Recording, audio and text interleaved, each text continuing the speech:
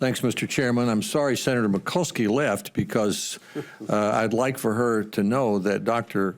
Collins played the guitar and sang at a place Senator Durbin has been and Senator Mikulski desires to go, which is the Bluebird Cafe in Nashville. It was quite a show.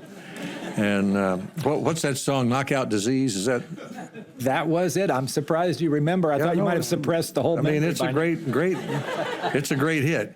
And I want to thank, I mean, we all admire your work, but we admire the work of your team. I mean, we know they could be making more money some other place, but the fact that they're here and working to help other people is something we all respect and appreciate.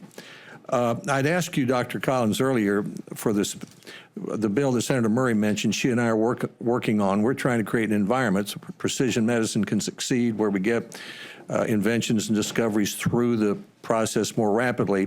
One of the problems we have is that the National Academies groups have identified that investigators, these ones that we're wanting to get more money for, spend 42% of their time on administrative tasks.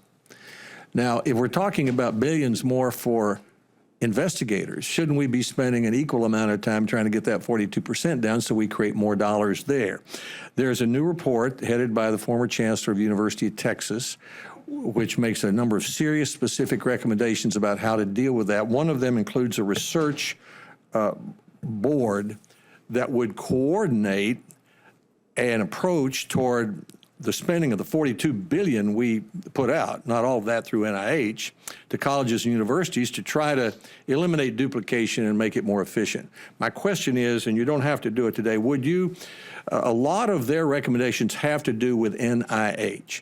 Will you review that report and over the next year set up a systematic way to consider making the changes that it makes? And if you have impediments either within the administration or the law that would keep you from doing that, if you could let us know, we might be able to include them in the legislation Senator Murray and I are working on. Senator, specifically the Research Policy Board.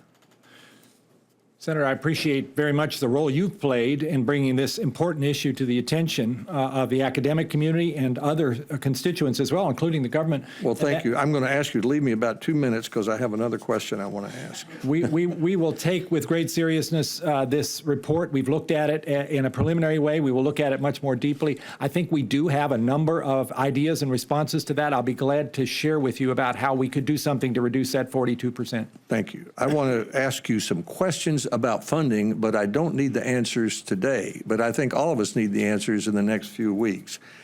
The House included something called mandatory funding, as well as the discretionary funding. For many of us, mandatory funding is the villain. The reason you don't have money is because that part of the budget's gone up like this, and the discretionary side's like this, and you're in the discretionary side. So our visceral reaction is against new mandatory funding.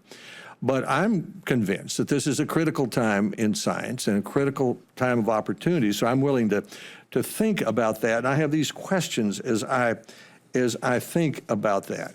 And these are the questions I'd like to talk with you about sometime. What happens at the end of the 5 years that the House proposed? There's a cliff and you lose $2 billion. What happens then?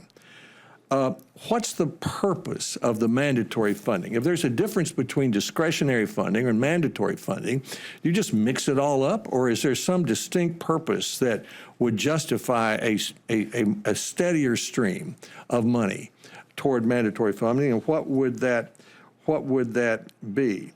Should there be a focus for the mandatory funding on preventive medicine, for example, or on precision medicine, for example, or on investigators, for example?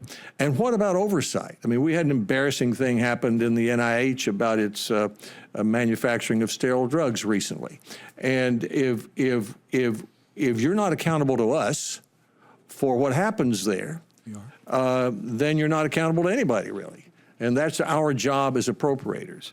So as a Republican, when I read Ben Bernanke's column that says that the Fed can't create a growth economy, it takes education, capital formation, infrastructure, and research and technology, I agree with that. I'm all for more research. I think we should be doubling energy research.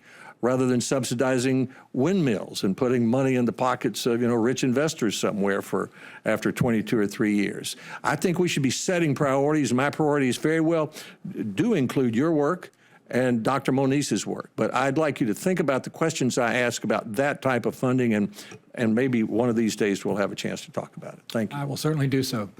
Thank you, Senator. Senator Merkley.